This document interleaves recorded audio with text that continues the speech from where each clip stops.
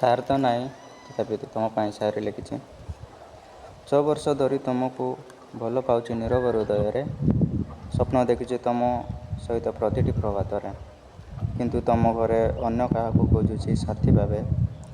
ମୋ ମନ ଭାଙ୍ଗିଯାଏ ଏ କଥା ଶୁଣି ନୀରବ ରାତିରେ।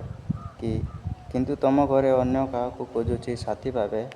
ମୋ ମନ ଭାଙ୍ଗିଯାଏ ଏ କଥା ଶୁଣି ନୀରବ ରାତିରେ। ପ୍ରେମ ମୋର ଅପରାଧ ନୁହେଁ, ଏହା ମୋର ସତ୍ୟ କଥା।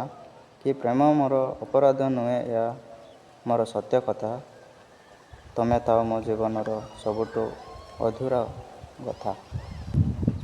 ଭାଗ୍ୟ ଯଦି ତୁମକୁ ଅଲଗା କରିଦିଏ କେବେ, ଭାଗ୍ୟ ଯଦି ତୁମକୁ ଅଲଗା କରିଦିଏ କେବେ, ମୋର ହୃଦୟରେ ତୁମେ ରହିବ ସଦା ସର୍ବଦା ଭଲ ପାଇ। लेकिन जब याद करोगे तुम, मैं बन